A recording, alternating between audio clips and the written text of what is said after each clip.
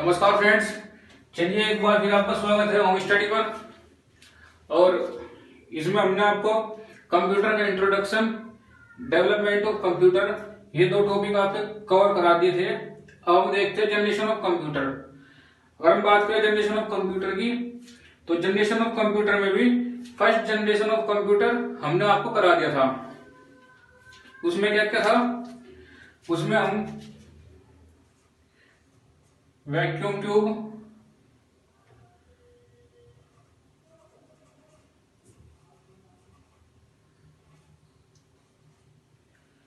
आपका magnetic tape,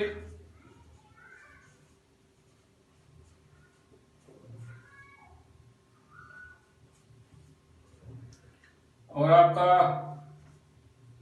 speed को हम देखते हैं मिली सेकेंड में।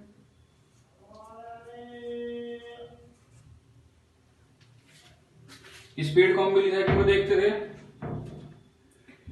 और इससे आगे क्या क्या था? एक हमारा एनिएक था, एक यूनिएक था और एक मार्क वन। ये हमने 3 कंप्यूटर इसमें पढ़े थे। एनिएक, यूनिवेक फर्स्ट और आपका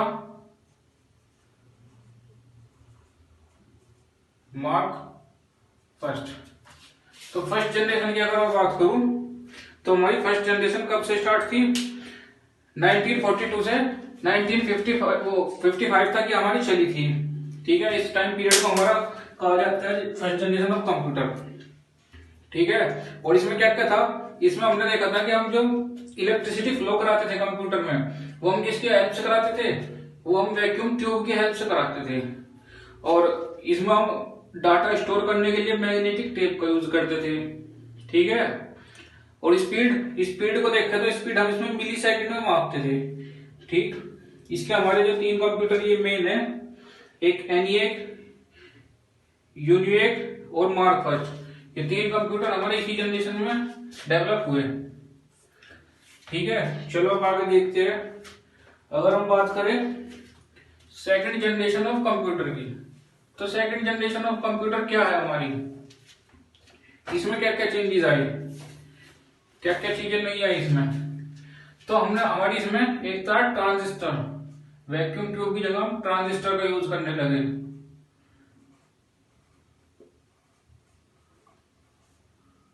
इलेक्ट्रिसिटी फ्लो किया। एक हमारा आया इसमें, हम इसमें स्पीड को माइक्रो स्पीड में मेजर करने लगे। Micro speed. डाटा को हम इसमें भी मैग्नेटिक टेप में ही स्टोर रखते थे। डाटा यूज करने के लिए हम इसी मैग्नेटिक टेप का यूज करते थे।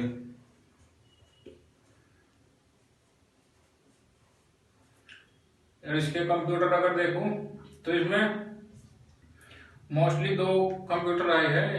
2 कंप्यूटर का 2 लैंग्वेज आई थी इसमें, एक फोर्टेन और एक कोबोल।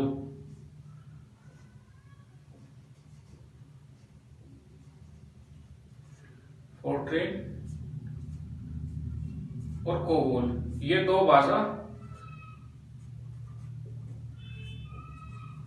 इन 2 भाषाओं का निर्माण इसी जनरेशन में हुआ था।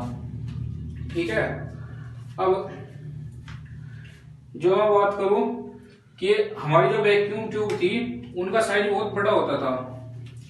ठीक, वे उनका साइज इतना बड़ा होता था कि उन्हें स्टोर करने को, सेट करने के लिए कंप्यूटर में एक एक या 2 कमरे भी लग जाते थे। इतना बड़े बड़े साइज की होती थी हमारी वैक्यूम ट्यूब। उनमें वर्क करना भी बहुत हार्ड होता था और वो पावर भी बहुत ज्यादा कंज्यूम करती थी। तो 1956 से 1964 में जो हमारी सेकंड जनरेशन ऑफ कंप्यूटर आई है, इसमें हमने ये वैक्यूम ट्यूब हटा दी और इनकी जगह हमने इन्वेंट किया ट्रांजिस्टर। ट्रांजिस्टर छोटे होते थे, पावर को कम कंज्यूम करते थे और इलेक्ट्रिसिटी बहुत ही अच्छे से फ्लो होती थी इनमें। हम इनमें वैक्यूम ट्यूब की जगह ट्रांजिस्टर का यूज करने लगे। और अगर मैं बात करूं स्पीड की, तो स्पीड भी देखो कि स्पीड में भी कितना अच्छा वो आया। पहले हम मापते थे मिली सेकेंड में, अब हम माइक्रो सेकेंड में स्पीड को मेजर करने लगे। हमारी स्पीड इतनी बढ़ गई काम करने की। अगर मैं बात करूं स्टोरेज की, तो स्टोरेज हम फर्स्ट जनरेशन में भी मैग्नेटिक टेप में करते थे और सेकंड जनरेशन में भी मैग्नेटिक टेप में ही स्टोर करते थे हम, इसमें कोई चेंज नहीं किया।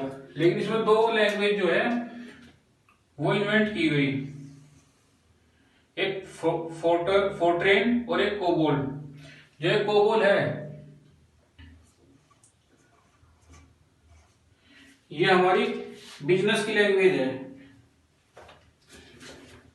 पर ये फोर्ट्रेन तो लैंग्वेज हमारी जो थी मैथमेटिक्स के लिए होती थी, ये तो फॉर्मूला बेस्ड लैंग्वेज थी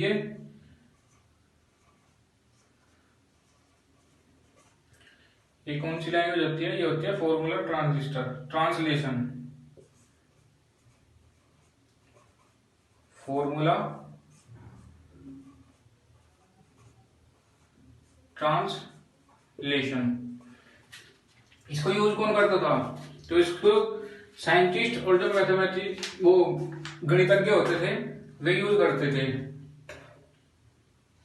और दूसरी जो हमारी लैंग्वेज थी, इसको इस लैंग्वेज को बनाने का पर्पज क्या था? इसको तो हमारे साइंटिस्ट यूज करते थे अपने वर्क के लिए, कैलकुलेशन के लिए यूज होती थी ये तो लैंग्वेज, तो उनकी तो ये समझ में आ जाती थी, लेकिन दूसरे को समझ में नहीं आती थी। तो कॉमन बिजनेस के लिए दूसरी लैंग्वेज बनाई गई, ये बिजनेस पर्पज के लिए बनाई गई थी कोबोल। इसकी फुल फॉर्म क्या होती है?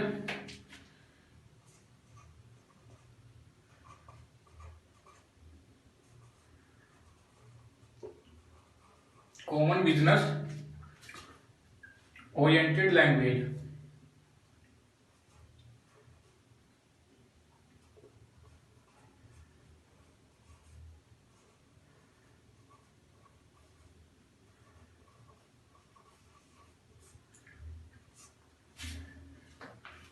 ठीक है, ये हमारी बिजनेस के लिए बनाई गई थी, जो बिजनेसमैन थे ये उनके लिए यूज होती थी। अगर मैं इसके मेन कंप्यूटर देखूं तो इसमें हमारा IBM 1401 और NCR 304 ये हमारे जो थे मेन फ्रेम कंप्यूटर थे हमारे।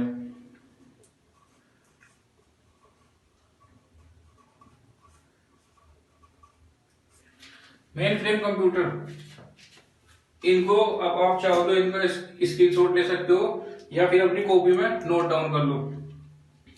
अगर मैं बात करूं मेन फ्रेम कंप्यूटर की, तो ये तो हमारे main frame computer second generation में बनाए गए थे।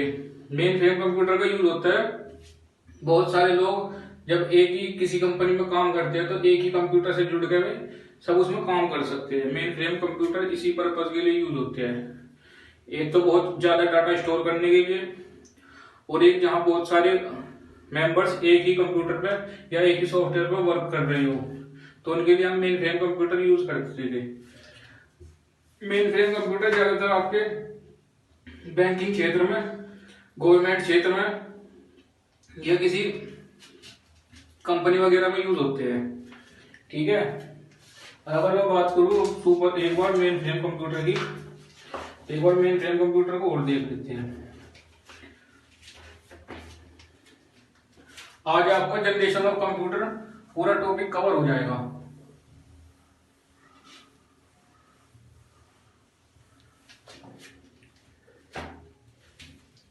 अगर मैं मेन फ्रेम कंप्यूटर की बात करूं तो फर्स्ट मेन फ्रेम कंप्यूटर कब बना?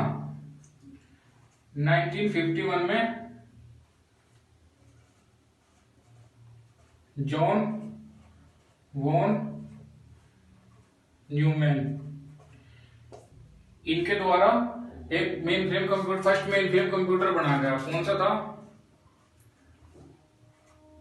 इसका नाम था ईडवैक। ठीक है, पहला main frame computer John von Neumann ने बनाया था। ठीक, उसके बाद आपका एक ट्रांजिस्टर था, ट्रांजिस्टर भी तो आया था अभी इसमें, ट्रांजिस्टर की अगर मैं बात करूं तो ट्रांजिस्टर किसने बनाया था?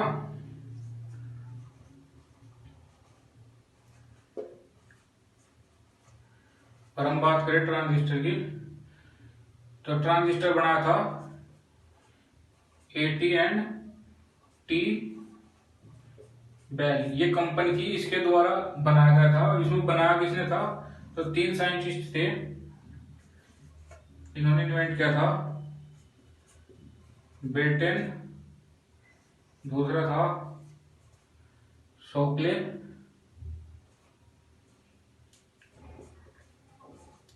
और आपका तीसरा था वेस्टलेन।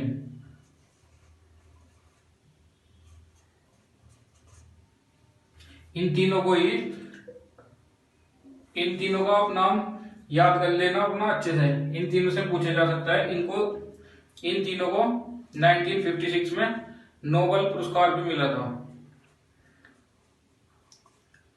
नोबेल पुरस्कार दिया गया था। ये तीनों AT&T कंपनी में इसके साइंटिस्ट थे, इसी के लिए वर्क करते थे, कंपनी भी नहीं की थी।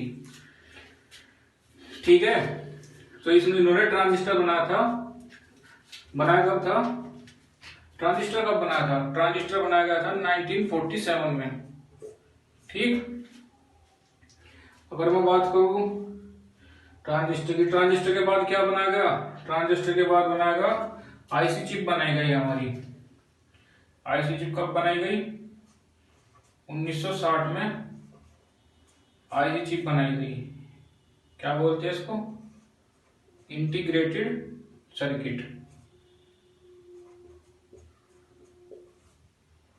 इंटीग्रेटेड सर्किट बोलते हैं इसको। किसके द्वारा बनाया गया था? ये बनाया गया था आपका JS kelvin.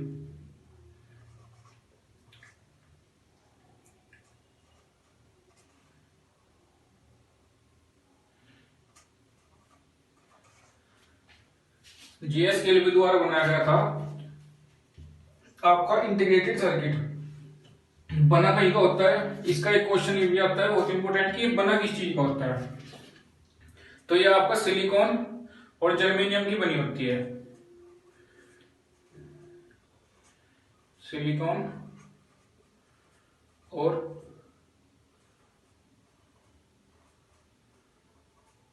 Germanium. Most important question है, पता नहीं कितनी बार पूछा गया है एग्जाम में कि इंटीग्रेटेड या आईसी चिप हमारी किस धातु की बनी होती है।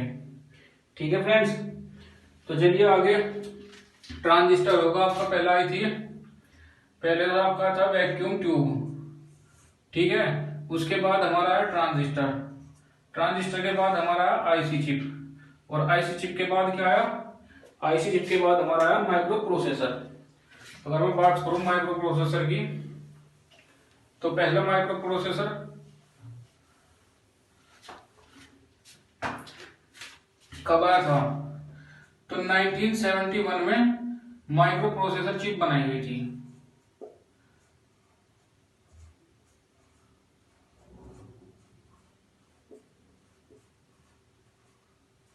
माइक्रो प्रोसेसर चिप कब बनी थी? 1971 में। और पहली माइक्रो प्रोसेसर चिप इंटेल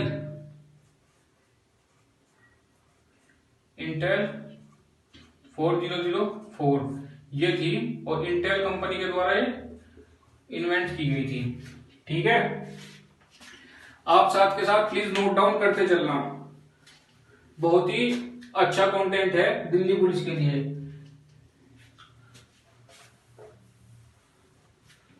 अगर मैं बात करूँ तो थर्ड जनरेशन ऑफ कंप्यूटर की, थर्ड जनरेशन ऑफ कंप्यूटर कब आई थी बताओ?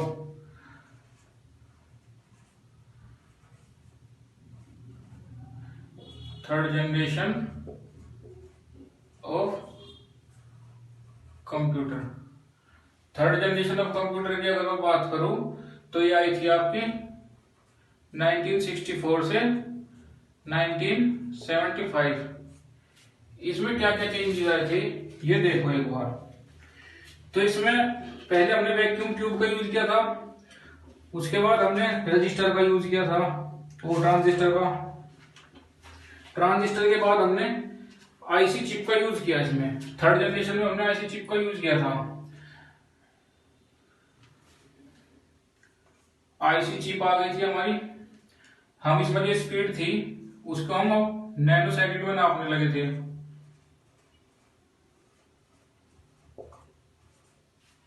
ठीक है, स्पीड हमने माइक्रो से भी नैनो सेकंड में मेजर करनी स्टार्ट कर दी थी। हमारी स्पीड इतनी फास्ट हो गई थी इस टाइम तक। और इसमें हमने इनपुट और आउटपुट का यूज कर हार्डवेयर के रूप में यूज हमारा स्टार्ट हुआ था। मतलब कीबोर्ड माउस वगैरह ये हमारे बन गए थे। इनपुट और आउटपुट का हमने यूज करना स्टार्ट कर दिया था हार्डवेयर के रूप में। ठीक है, और अगर मैं बात करूं तो इसमें रियल टाइम ऑपरेटिंग सिस्टम और एक फंक्शन लाया गया था जो था हमारा रियल टाइम ऑपरेटिंग सिस्टम। यह रियल टाइम ऑपरेटिंग सिस्टम हमारा थर्ड जनरेशन में आया था। तो अब देख लो एक बार थर्ड जनरेशन में क्या क्या चीजें है जो पूछने लायक है। वो आपसे थर्ड जनरेशन का टाइम पीरियड पूछ सकता है कि थर्ड जनरेशन हमारी कब थी। तो 1964 से 1975 तक हमारी थर्ड जनरेशन रही कंप्यूटर की। इसमें क्या क्या था, इसमें हमने आईसी चिप का यूज किया। ठीक, ट्रांजिस्टर को हटा के हमने आईसी चिप लगाई। बहुत सारे देखो वैक्यूम ट्यूब बहुत बड़े बड़े होते थे, एक एक कमरे या दो दो कमरे में उनका सेट करने के लिए फिटिंग की जाती थी वैक्यूम ट्यूब की। लेकिन हमने उससे ट्रांजिस्टर से उसके साइज को बहुत ज्यादा घटा दिया, बहुत कम कर दिया, बिल्कुल छोटा सा कर दिया। अब हमने ट्रांजिस्टर छोटे छोटे ट्रांजिस्टर को जोड़कर एक आईसी चिप बनाई और हमने इसका साइज और कम कर दिया। इसमें हमारा प्रोसेस और फास्ट होने लगा, इलेक्ट्रिसिटी फ्लो और स्पीड से होने लगा। जब हमारा इलेक्ट्रिसिटी फ्लो की स्पीड बढ़ गई तो हमारी वर्किंग स्पीड भी बढ़ गई और हमने अपनी वर्किंग स्पीड नैनो सेकंड में काउंट करनी स्टार्ट कर दी। ठीक है, हार्डवेयर के रूप में अब इनपुट और आउटपुट का हमारे कीबोर्ड माउस वगैरह बन गए थे, हमने इनका यूज करना स्टार्ट कर दिया। इससे पहले हम पंच कार्ड वगैरह या किसी अदर मेथड से हम यूज करते थे। हार्डवेयर वो इनपुट या आउटपुट डालते थे इसमें, लिखते थे इससे। इसमें एक खास चीज हो रहा है, थर्ड जनरेशन के कंप्यूटर में हमें रियल टाइम ऑपरेटिंग सिस्टम देखने को मिल गया। ठीक है, इन सभी चीजों को अच्छे से पढ़ लेना। और अगर आप लोगों को कुछ समझ में ना आए तो प्लीज कमेंट करके बता देना हमें, हम आपको दोबारा समझा देंगे। अगर हम बात करूं थर्ड जनरेशन ऑफ कंप्यूटर हो गया, फोर्थ जनरेशन की अगर मैं बात करूं आपसे,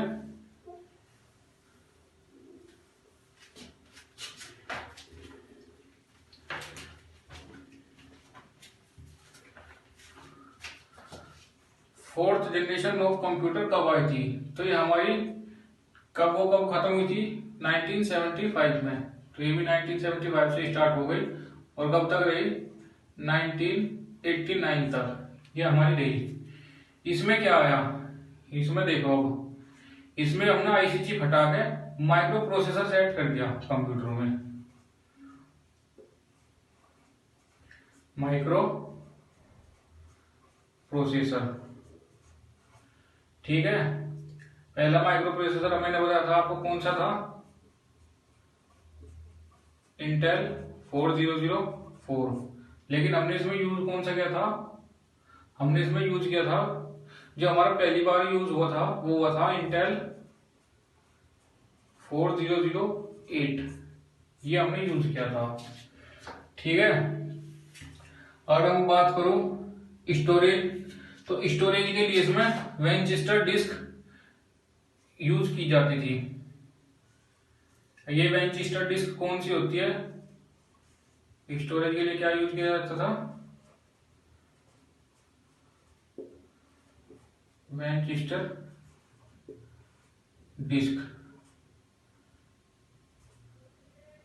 ये कौन सी होती थी, इसको बताऊंगा अभी बाद में। विंचेस्टर डिस्क बोला किसको जाता था, हार्ड डिस्क को ही मैनचेस्टर डिस्क बोला जाता है, याद रखना ये। हार्ड डिस्क को ही बोला जाता है मैनचेस्टर डिस्क भी। और ये हमारी जो हार्ड डिस्क होती है ये हमारी परमानेंट मेमोरी होती है, नॉन वोलेटाइल होती है ये। परमानेंट मेमोरी होती है, नॉन वोलेटाइल। ठीक है, ये नॉन वोलेटाइल का क्या मतलब है? ये होता है कि जब आपकी लाइट चली जाती है या आपका कंप्यूटर बंद हो जाता है तो इस डिस्क में डाटा सेव हो जाता है, इससे डिलीट नहीं होता, मिटता नहीं डाटा। ठीक है, तो एक फंक्शन हो रहा है इसमें, इसमें हमने मल्टीमीडिया का भी यूज करने लगे थे हम। इसमें बहुत सारे लोग एक साथ वर्क कर सकते थे या बहुत सारा वर्क एक साथ भी हो सकता था इसमें। मल्टीमीडिया, ठीक है। टाइम शेयरिंग ऑपरेटिंग सिस्टम हमने इसमें यूज किया था। उसमें क्या था, हमने रियल टाइम ऑपरेटिंग, अब हमारा आ गया था time sharing operating system.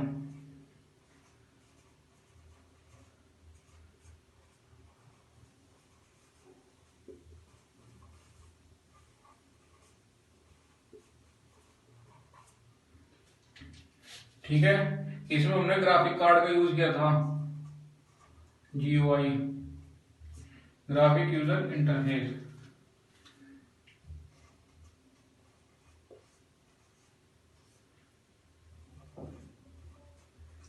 Graphic user interface, ठीक है। कंप्यूटर में इसके लिखवाता हूँ भी आपको कौन कौन से थे, एक बार से समझ लो पहले दोबारा से। अगर मैं बात करूं फोर्थ जनरेशन ऑफ कंप्यूटर की, तो 1975 से 1989 ये इसका टाइम पीरियड रहा फोर्थ जनरेशन ऑफ कंप्यूटर का। इसमें क्या क्या चेंजेस आए, हमने इसमें आईसी चिप की जगह माइक्रो प्रोसेसर चिप यूज की। ठीक, माइक्रो प्रोसेसर से बहुत सारी आईसी चिप को मिला करके एक माइक्रो प्रोसेसर चिप बनाई जाती थी। ठीक है, ये उससे भी छोटी होती है और इसमें इलेक्ट्रिसिटी और स्मूथली फ्लो होती है। ठीक, जब हमारी इलेक्ट्रिसिटी और स्पीड से और स्मूथली फ्लो होगी तो हमारी जो है स्पीड भी बढ़ जाएगी कंप्यूटर पर काम करने की, हमारा वर्क भी फास्ट होगा। ठीक है, हमारा पहला जो माइक्रो प्रोसेसर था वो था इंटेल का 404, लेकिन जो हमने कंप्यूटर में पहली बार यूज किया था वो क्या था, इंटेल का 4008, ये हमने पहली बार यूज किया था। ठीक, अगर बात करूं मैं इसमें स्टोरेज की, तो स्टोरेज में हमने मैनचेस्टर डिस्क यूज की थी। पहले हम क्या करते थे, मैग्नेटिक टेप का यूज करते थे, अब हमने मैनचेस्टर डिस्क का यूज करना स्टार्ट कर दिया। ठीक, हम हार्डवेयर जो हमारी हार्ड डिस्क होती है उसी को मैनचेस्टर डिस्क भी बोलते हैं, उसी का दूसरा नाम है। मोस्ट इंपोर्टेंट है पूछने के लिए, बहुत अच्छा क्वेश्चन है ये। ठीक, इसे आप अच्छे से पढ़ना। और हार्ड डिस्क क्या होती है हमारी, हार्ड डिस्क हमारी जो होती है वो हमारी परमानेंट मेमोरी होती है। ठीक है, और नॉन वोलेटाइल होती है। इसका क्या मतलब है नॉन वोलेटाइल का, इसका मतलब है कि जब हमारी इलेक्ट्रिसिटी चली जाती है या हमारा फोन या लैपटॉप या कंप्यूटर जो भी हम यूज कर रहे हैं वो हमारा बंद हो जाता है, तो हमारा जो डाटा होता है वो इसमें सेव रहता है, इससे डिलीट नहीं होता। ठीक, अब हमने इसमें एक मल्टीमीडिया भी यूज किया। इसमें हम एक साथ बहुत सारे फंक्शंस को हम एक साथ चला सकते थे, एक से ज्यादा एप्लीकेशन हम इसमें ओपन कर सकते थे, उन पर वर्क कर सकते थे। ठीक, इसमें हमारा जो थर्ड जनरेशन में था हमारा रियल टाइम ऑपरेटिंग सिस्टम, और फोर्थ जनरेशन में हमने टाइम वो चेंज कर दिया, फोर्थ जनरेशन में हमने time sharing operating system use किया। अभी टाइम शेयरिंग ऑपरेटिंग सिस्टम क्या होता है ये देख लो। जो हमारा टाइम शेयरिंग ऑपरेटिंग सिस्टम होता है वो ऐसा होता है कि आपने कंप्यूटर को कुछ इंस्ट्रक्शन दिए, 3-4 इंस्ट्रक्शन दिए, ये काम पहले करना है, ये फिर करना है, ये 3-4 काम हो गए। ठीक है। अब उसमें पहला जो आपने वर्क किया वो काफी बड़ा है, ठीक है। अब आपने से एक टाइम दे दिया कि मुझे ये चारों के चारों 5 मिनट में कंप्लीट चाहिए, ठीक। अब कंप्यूटर ने काम करना स्टार्ट किया, उसने अपना आप ये टाइम डिवाइड किया कि इसको मैं 2 मिनट दूंगा, इसको मैं 1 मिनट दूंगा, इन तीनों को 1-1 मिनट दूंगा, ठीक है। पहला प्रोसेसर हमारा बड़ा था। अब क्या हुआ, कंप्यूटर को लगा कि 2 मिनट में काम नहीं हो रहा हमारा, ठीक है, या मतलब 1 मिनट काम करके लगा कि ये प्रोसेस बहुत लंबा है, इसको अब छोड़ दो। तो कंप्यूटर इस प्रोसेस को छोड़ देगा और ये तीनों कंप्लीट करेगा। ये तीनों अपना जब कंप्लीट कर लेगा तो ये प्रोसेसर अपने आप उठ के लास्ट में आ जाएगा और इसको बाद में कंप्लीट करेगा, टाइम को शेयर कर देगा आगे पीछे, ठीक। लेकिन आपका जो वर्क है वो 5 मिनट के अंदर ही करके देगा आपको। ये टाइम शेयरिंग ऑपरेटिंग सिस्टम था। और हमारा GUI, इसमें हमने ग्राफिक कार्ड का भी यूज करना स्टार्ट कर दिया। अब पहले क्या होता था, एक बार समझो जे GUI ग्राफिक कार्ड कैसे होता था। अगर मैं पहले की बात करूं तो पहले आपको जब भी कंप्यूटर चलाना है तो आपको उसमें कमांड देनी पड़ती थी, हैशटैग लगा के लिखना पड़ता था, फिर हैशटैग लगा के लिखना पड़ता था, प्रोग्राम लिखने पड़ते थे, तब जाके आपका वर्क होता था, ठीक है। आपको अगर सिंपली फेसबुक पे वर्क करना है या किसी अदर ऐप पे भी, तो उसमें क्या होता था, अगर आपको फेसबुक खोलना है, अब ग्राफिक कार्ड का ये यूज है कि फेसबुक का आप एक लोगो देखते होगे, फेसबुक लिखा रहता है, ठीक है। आप अब जाते हो, डायरेक्ट क्लिक करते हो, आपका फेसबुक खुल जाता है। लेकिन पहले ऐसा नहीं था, ये ग्राफिक कार्ड की वजह से आपको दिखता है। पहले आपको फेसबुक खोलने के लिए पूरा प्रॉपर एक प्रोग्राम लिखकर उसे इंस्ट्रक्शन देने पड़ते थे, तब जाकर वो आपको फेसबुक ओपन करता था, ठीक। लेकिन ग्राफिक कार्ड की हेल्प से ये बहुत इजी हो गया, फेसबुक वगैरह इन सबको ओपन करना। आपके आइकन वगैरह जितने भी आपको शो होते हैं आपके फोन या लैपटॉप में या कंप्यूटर में, वो सब ग्राफिक कार्ड की वजह से यूज होते हैं। ग्राफिक कार्ड उनको शो कराता है। अगर मैं इसमें बात करूं 4th जनरेशन ऑफ कंप्यूटर में, इसमें कंप्यूटर देख लो आप कौन कौन से आए थे। इसमें आपका इसके इम्पोर्टेंट कंप्यूटर है, नोट कर लेना, पूछे जाते हैं। IBM 4341 आया आपका एप्पल आया, आपका आया DEC 10। ये तीनों कंप्यूटर इसी जनरेशन में आए थे। ये DEC 10 क्या था, ये था DEC 10 की फुल फॉर्म क्या है, ये है आपकी डिजिटल इक्विपमेंट कॉरपोरेशन, ये हमारी DEC की फुल फॉर्म है, ठीक है दोस्तों। तो हमारी 4th जनरेशन ऑफ कंप्यूटर भी इतनी है बस, इसमें यही सब इम्पोर्टेंट है। अब आगे हम देखें तो 5th जनरेशन ऑफ कंप्यूटर की अगर हम बात करें, 5th जनरेशन ऑफ कंप्यूटर में क्या क्या है।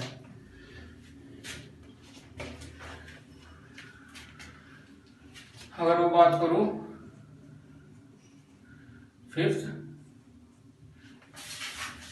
जनरेशन ऑफ कंप्यूटर की, तो इसमें क्या क्या है ये देख लेते हैं एक बार। 5th जनरेशन ऑफ कंप्यूटर, ये क्या थी, ये थी 1989 से, और ये आपके अब तक चल रही है। ये अभी हमारी 6th जनरेशन नहीं आई, तो अब तक हमारी यही चल रही है। तो इसमें क्या क्या आया, आपकी जो मेन चीज थी वो तो सब आ गई। आपका स्पीड के लिए पहले वैक्यूम ट्यूब आया, ट्रांजिस्टर आया, IC चिप आई, माइक्रो प्रोसेसर आया। आजकल हर फोन में माइक्रो प्रोसेसर, लैपटॉप में सब में माइक्रो प्रोसेसर ही यूज होता है। इसकी स्पीड भी काफी अच्छी है, परफॉर्मेंस भी बहुत अच्छी है इसकी। अगर हम बात करें इसमें, तो इसमें क्या क्या आया, इसमें ULSI क्या बोलते हैं, ultra large scale integrated circuit,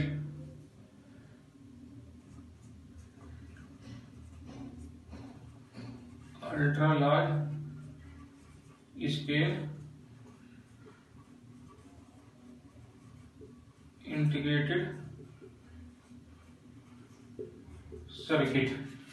ठीक है, इसमें हमारा ये आया और इसमें आपके जो है लैपटॉप, स्मार्टफोन,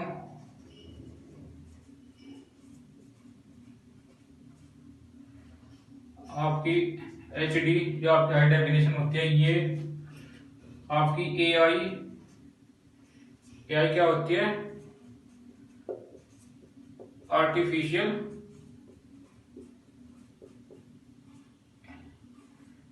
इंटेलिजेंसी। ठीक है, ये सब चीजें आपकी इसमें आनी स्टार्ट हो गई थी। अब हमारा लैपटॉप बनना, पहले हमारे इतने बड़े बड़े कंप्यूटर होते थे, लेकिन हमने उनका साइज बहुत घटा कर हमने अपने लैपटॉप बनाने स्टार्ट कर दिए थे। अब लैपटॉप हमारे पोर्टेबल हो गए थे, इन्हें हम एक जगह से उठा के दूसरी जगह आसानी से ले जा सकते थे। हमारे स्मार्टफोन भी बनने स्टार्ट हो गए थे इसी जनरेशन में, और अभी तक चल रही है। तो अभी तक आप देख ही रहे हो कि कितने टाइप के स्मार्टफोन मार्केट में आते हैं। आपका जो HD होता है, हाई डेफिनेशन, जिसमें आप अपनी वीडियो वगैरह देखते हो ना करके, हाई डेफिनेशन में देखनी है, हमें क्लियर दिखेगी, तो वो भी इसमें आ गया था। इसमें आपका AI आर्टिफिशियल इंटेलिजेंस एक ये चीज भी लॉन्च हुई थी। ये क्या थी कि कंप्यूटर का दिमाग कितना वर्क कर सकता है, वो आदमी की तरह कितना सोच सकता है, उसके लिए ये AI यूज किया जाता है। इधर आर्टिफिशियल इंटेलिजेंस बोलते हैं। इसमें सबने, बहुत सारी कंपनी ने अपने अपने AI जो है लॉन्च किए हुए हैं। जैसे एक दो की बात कर लूं मैं, तो एप्पल ले लो। एप्पल का आपका एक श्री की एप्लीकेशन आती है, आप बोलते हो हेलो श्री बोलते हो ना। आपका माइक्रोसॉफ्ट की अगर मैं बात करूं, तो इसने भी अपना एक लॉन्च किया है, माइक्रोसॉफ्ट। इसमें आप, ये है आपका कोर्टेना। गूगल की अगर बात करूं, तो आपका हेलो गूगल है ही। ठीक है, ये सारे आपके क्या है, ये AI है, सारे आर्टिफिशियल इंटेलिजेंस के अंदर आते हैं आपके। इसमें क्या होता है, आप इनको बोल के अपना वॉइस से कुछ भी इंस्ट्रक्शन दे सकते हो, कुछ भी इनसे आप वर्क करने के लिए बोल सकते हो। आपका पूरा सिस्टम जहां तक कनेक्ट होगा, वो आपको ये वर्क करके आपको दे देंगे। ठीक, अपने आप खुद से वर्क करके दे देंगे अपने दिमाग से। ठीक है दोस्तों, आप इसका स्क्रीनशॉट ले लो और अपनी कॉपी में नोट डाउन करते रहना। आपके दिल्ली पुलिस के लिए बहुत ही अच्छा कंटेंट है।